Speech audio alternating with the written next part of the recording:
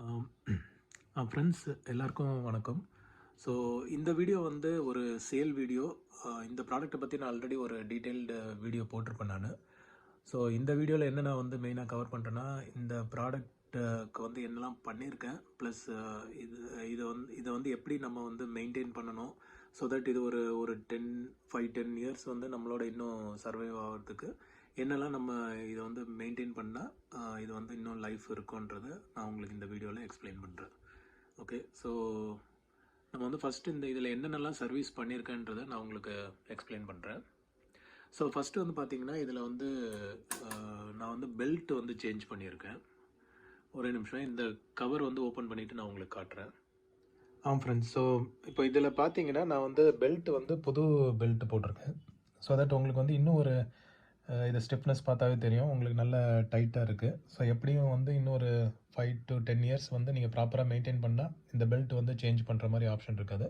Plus இந்த ப்ராடக்ட்டோட beauty என்னென்னு பார்த்தீங்கன்னா, இதில் வந்து எல்லாமே ஈஸிலி சர்வீஸபிள். ஸோ உங்களுக்கு வந்து இந்த காம்ப்ளெக்ஸ் ப்ராடக்ட் மாதிரி நீங்கள் நிறைய டியூன் பண்ணணும் அந்த மாதிரி இதில் அந்த பிரச்சனையே கிடையாது. சிம்பிளான எலிமெண்ட்ஸ் மட்டும்தான் இருக்குது. ஸோ அதை மட்டும் நீங்கள் டேக் கேர் பண்ணிட்டீங்கன்னா இந்த ப்ராடக்ட்டுக்கு உங்களுக்கு லைஃப் லாங் உங்களோட சர்வே ஆகும். ஸோ மெயினாக வந்து இந்த பெல்ட்டு புதுசு போட்டிருக்கனால உங்களுக்கு வந்து எப்படியும் ஒரு 5 to 10 இயர்ஸ் வந்து எதுவும் பிரச்சனை இருக்கக்கூடாது. ஸோ அப்படியே இருந்தால் கூட நீங்கள் இந்த பெல்ட்டு நீங்கள் ஈஸியாக ரீப்ளேஸ் பண்ணலாம். இது ரீப்ளேஸ் பண்ணுறதுக்கு நீங்கள் இந்த ஒரு ஸ்க்ரூவை மட்டும் லூஸ் பண்ணுங்கள். லூஸ் பண்ணிங்கன்னா இந்த இடத்துல ஒரு கேப் க்ரியேட் ஆகும். ஸோ இந்த பெல்ட் அப்படியே கழட்டி எடுத்துடலாம். எடுத்துகிட்டு புது பெல்ட் போட்டுட்டு இந்த மோட்டரோட கனெக்ட் பண்ணிவிட்டு திரும்ப இந்த ஸ்க்ரூவை டைட் பண்ணிக்கோங்க. அவ்வளோதான் இந்த பெல்ட் சைடு உள்ள இது.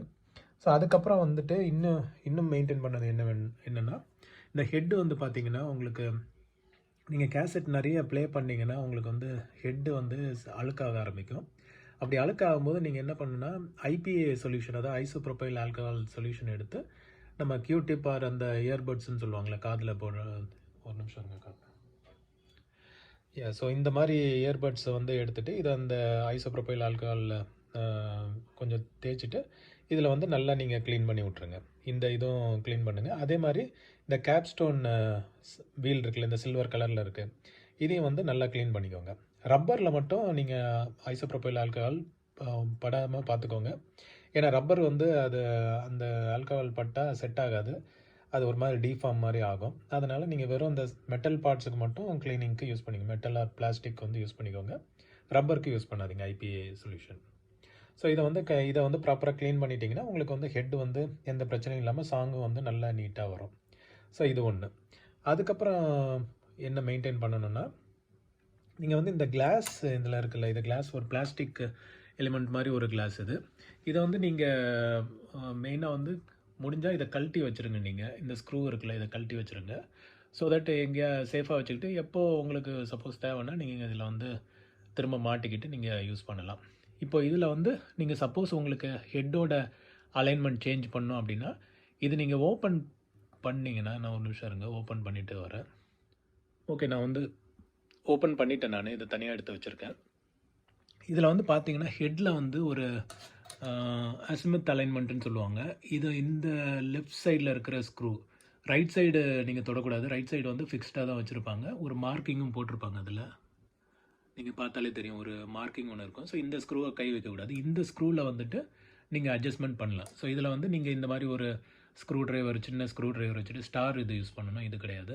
ஸோ ஸ்டார் ஸ்க்ரூ ட்ரைவர் வச்சு இதில் வந்து லைட்டாக நீங்கள் கேசட் போட்டுட்டு ப்ளே ஆகும்போது இதை லைட்டாக அட்ஜஸ்ட் பண்ணிங்கன்னா உங்களுக்கு அந்த சில்னஸ் ஆர் பேஸ் எஃபெக்ட் வந்து உங்களுக்கு வரும். அதை வந்து நீங்கள் உங்களுக்கு என்ன லெவல் வேணுமோ அதை நீங்கள் இதில் ஃபிக்ஸ் பண்ணி நீங்கள் செட் பண்ணிக்கலாம். ஸோ இந்த மாதிரி வச்சுட்டு நீங்கள் வந்து ப்ராப்பராக உங்களுக்கு எப்படி மியூசிக் வேணுமோ அந்த மாதிரி நீங்கள் செட் பண்ணிக்கலாம்.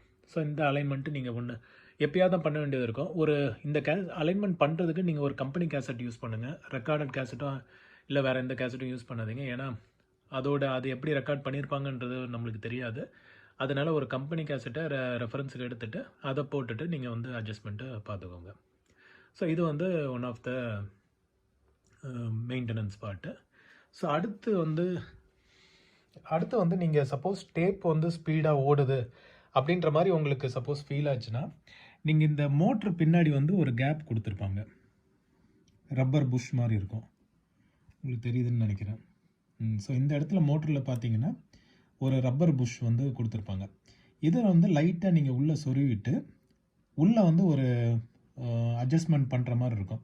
அதை வந்து நீங்கள் கிளாக் வைஸ் திருப்பினீங்கன்னா உங்களுக்கு வந்து ஸ்பீடாக வந்து ஓட ஆரம்பிக்கும். So clockwise or anticlockwise சுற்றுறதை பொறுத்து ஸ்பீடாக வேணுமா இல்லை ஸ்லோவாக வேணுமான்றதை அட்ஜஸ்ட் பண்ணிக்கலாம். இப்போ கரண்ட்டாக வந்து நான் இதை ப்ராப்பராக அட்ஜஸ்ட் பண்ணி வச்சுருக்கேன். ஸோ இதுக்கு ரெஃபரன்ஸ் எங்கேருந்து நான் ஆடியோ எடுத்தேன்னா, அமேசான் ப்ரைம் மியூசிக்கில் ஒரு சாங்கும் அந்த சாங்கும் இதில் கேசட்டில் போடுற சாங்கும் எக்ஸாக்டாக மேட்ச் ஆகிற மாதிரி ஸ்பீடு வந்து இதில் செட் பண்ணியிருக்கேன். ஸோ உங்களுக்கு வந்து இது ஃப்யூச்சரில் இது ஸ்பீடு அட்ஜஸ்ட் பண்ணுறதுக்கு தேவைப்படாது. பட் இன்கேஸ் வந்து ஒரு period of time due to voltage changes இல்லை ஏதோ ஒரு சேஞ்சஸ்னால உங்களுக்கு சப்போஸ் தேவைன்னா இந்த மாதிரி தான் அட்ஜஸ்ட் பண்ணிக்கணும். இது வந்து மோட்டர் அட்ஜஸ்ட்மெண்ட். ஸோ இதுக்கப்புறம் மேஜராக வந்து உங்களுக்கு வேறு எதுவும் சேஞ்சஸ் தேவைப்படுது, ஏன்னா எல்லாமே வந்து ஃபிக்ஸ்டு காம்பனன்ட்ஸ் தான்.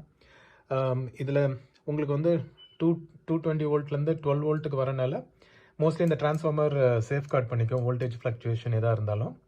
அதனால் வேறு எதுவும் ஃபால்ட்டு வர்றதுக்கு இதில் பாசிபிலிட்டி இல்லை. இன்கேஸ் வந்து நம்மளுக்கு இல்லை இன்னும் சேஃபராக ஓட்டணும் அப்படின்னா நீங்கள் வந்து டேரெக்டாக 12 வோல்ட் சப்ளை கொடுத்து நீங்கள் ஏதாவது 12 வோல்ட் அடாப்டர் வாங்கிட்டு அதுலேருந்து கேபிள் எடுத்து இதில் கொடுத்து கூட நீங்கள் யூஸ் பண்ணிக்கலாம். பட் மேக் ஷூர் தட் ப்ராப்பரான ஆம்ஸ் இருக்கணும், பவர் வந்து இது கரெக்டாக வரணும்.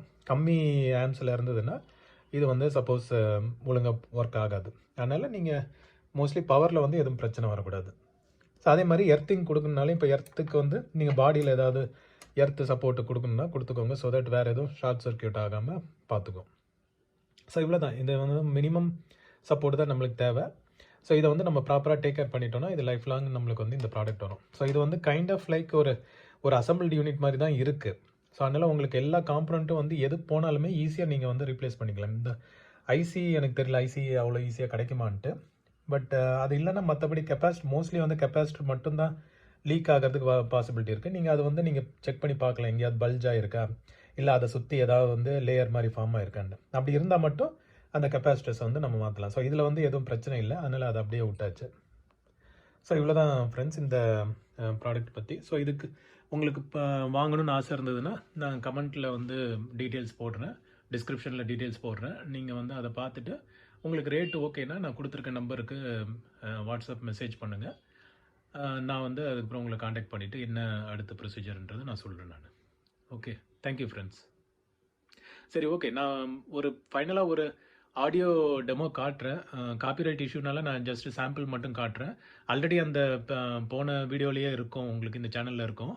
பட் இருந்தாலும் இதுக்கு ஒரு கம்ப்ளீஷனுக்காக அந்த வீடியோவை நான் உங்களுக்கு இதில் ஆட் பண்ணுறேன். தேங்க்யூ.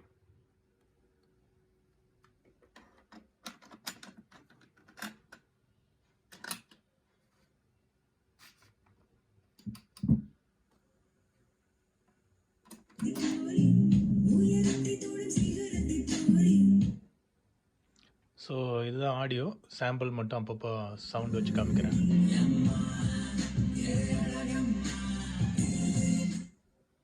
சவுண்டு குறைச்சிருக்கு, திரும்ப வைக்கிறேன்.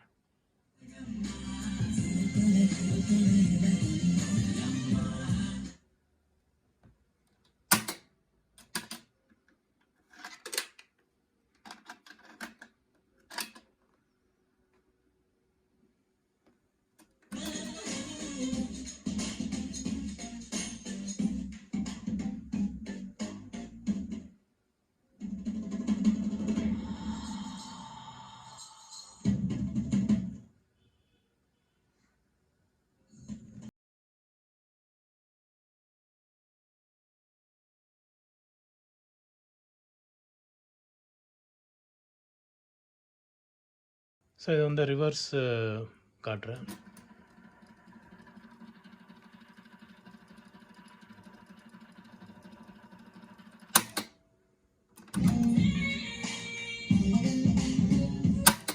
இப்போ ஃபார்வேர்டு.